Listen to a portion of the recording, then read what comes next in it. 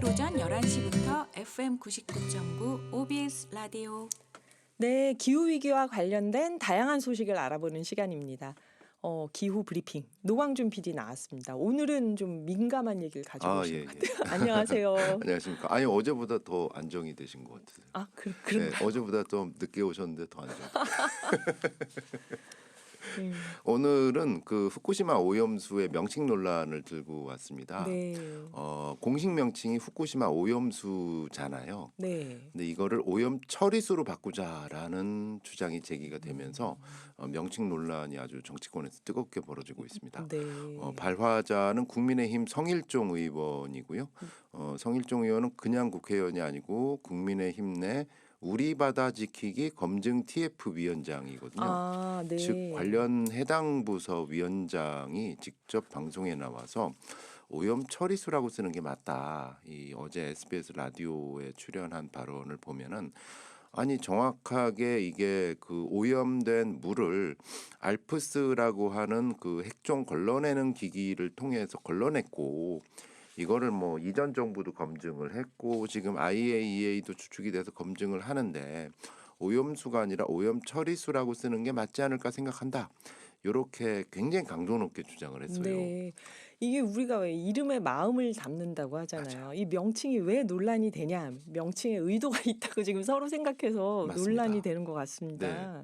그 일부 언론에서는 또 약간 이게 여당에 힘 있는 국회의원이 이런 발언을 하니까 이거는 단순히 여당일까? 뭔가 뭐 정부하고도 연관되는 거 아니야? 뭐 이런 어떤 네. 생각들이 있잖아요. 사람들 마음속에서. 네. 아니나 다를까 일부 언론에서는 정부가 후쿠시마 원전 오염수라는 공식 용어를 처리수로 바꾸는 방안에 대한 검토에 착수했다. 이런 보도가 나오기도 했습니다. 아, 그럼 이것도 뭐 정부에서 검토에 착수했다는 보도가 나올 정도면 좀 어느 정도 이 후쿠시마 원전 오염수에 대해서 네. 뭔가 좀 다른 입장들을 갖고 있는 거 아닌가? 뭔가 입장이 불안하게 있어가지고 이렇게 가는 건지 아니면 예. 여론 동향을 보는 그런 하나의 건지. 나침반인지 예. 요거는 모르겠는데 예. 그래서 이제 요거는 뭐 이 정도가 되면 네. 국내적인 사안은 아니기 때문에 다른 나라에서는 어떤 용어를 사용할지 한번 그렇겠네요. 조사를 다른 나라는 해봤습니다. 어떤지. 우선 일본 당연히 처리수라고 쓰고 있습니다. 아, 공식 일본은 용어로. 처리수. 예, 네. 오염된 물을 핵종을 제거한 상태로 처리했다. 그래서 음. 처리수라고 일본 정부에서는 공식적으로 쓰고 있는데 네네. 제가 보는 일본 언론의 보도에서는 처리수라고 또 안 쓰더라고요. 아, 그런가요? 그런 부분도 있고요. 아, 네. 어쨌든 뭐 언론의 자율권을 보장을 하니까요. 네네. 한국, 중국, 러시아, 북한 그러니까 그 우리 주변 주변국들은 대부분 오염수. 공식 용어로 오염수. 아, 그렇죠. 우리 계속 오염수를 그동안 계속 했잖아요. 네. 예. 그리고 중국하고 북한은 좀 강도가 센데요. 이렇게 쓰고 있습니다. 핵 오염수. 역시 강도가 센 중국과 북한. 뭐 소개는 못 드리지만 뭐 중국 쪽, 북한 쪽 이쪽에서 요 관련해 가지고 지금 방류 관련해 가지고 나오는 성명서 보면 네. 무시무시해요, 사실은. 아, 네, 이거 강도 굉장히 차이가. 그만큼 걱정하고 염려하고 있다는 네. 걸 텐데. 그럼 또 다른 나라 우리 동아시아가 이러면은 서구 나라들이나 다른 데서는 네. 이걸 뭐라고 사실은 하고 서방 있을까요? 언론 같은 경우는 네. 의외로 요 부분에 대한 기사량은 상대적으로 작습니다. 아, 아무래도 지역 현안이 아니어서 그런가? 네, 남의 나라 아, 일단은 남의 나라의 이슈 그냥 네. 요쪽 그 멀리 동아시아 있는 동아시아. 예, 또는 뭐 태평양 연안 국가들의 이슈 뭐 요 정도인데 네. 어쨌든 서방 언론들 같은 경우는 요렇게 씁니다. 후쿠시마 워터. 예, 이게 일반적으로 쓰고 있고요. 후쿠시마에서 나오는 물과 관련된 사안. 네. 그런데 언론사별로 사안별로 좀 다른데 일단 지난 1월 13일에 일본 정부가 올 여름에 방류할 거야 뭐 이런 발표를 했을 때 네네. 영국의 언론 가디언은 이렇게 보도를 했습니다. 후쿠시마 워터 이런 용어를 써가지고 일본이 요 몇 달 안에 방류를 할 거다. 이렇게 됐는데 이 서방 언론 같은 경우는 약간 후쿠시마 워터라고 하면은 좀 사실 중립적인 느낌이 예, 중립적이긴 한데 수식어가 뭔가 붙을 것 같은 느낌이 예. 들죠. 예. 수식어가 붙습니다. 아. 수백만 톤이 넘는 물을 어디에서 그러니까 망가진 그 핵발전소. 핵발전소에서 나오는 수백만 톤이 넘는 물을 바다에 방류할 계획이다. 이런 식으로 수식어를 붙고 있고요. 그게 후쿠시마 워터다. 네. 영국의 공영방송 BBC 같은 경우는 똑같은 날 1월 13일 날 기사에서 이런 용어를 씁니다. 레디오 액티브 워터, 아, 방사능 오염수라고 네. BBC에서는 썼습니다. 오염이 됐다고 예. 해결이 안 됐다고 보고 방사능 오염수. 네. 그러면서 아예 기사 제목을 이렇게 썼어요. 일본 정부가 방사능 오염수를 올해 안에 바다에 방류할 것이라고 밝혔다. 네. 오염수라고. 네. 방사능 오염수. 그리고 과학저널 사이언스에서도 또 이제 기사가 나오거든요. 온라인 네네. 기사들이. 여기에서는 후쿠시마 웨이스트 워터, 아, 웨이스트 워터 하면 이거는 폐수? 폐수. 아, 예. 네. 후쿠시마 폐수라는 용어를 쓰고 있고요. 네. AP통신에서 올해 3월 10일자 기사를 보면은 요렇게 쓰고 있습니다. 우리말로 번역하면 거대한 양의 방사능 오염 처리수. 오염 그러니까 처리수. 처리수라는 말은 썼는데 그 앞에 수식어가 방사능. 거대한 양의 방사능 오염 처리수. 예. 이런 말을 썼고요. 뉴욕 타임즈 같은 경우도 여기도 뭐 사안별로 좀 다릅니다. 일본 정부가 밝혔을 때는 요런 용어, 또 반대쪽 이제 태평양 연안 국가들이 반대 입장을 보였을 때는 요런 용어를 쓰는데 2021년 4월 10일 기사를 보면 후쿠시마 웨이스트 워터 역시 폐수. 네.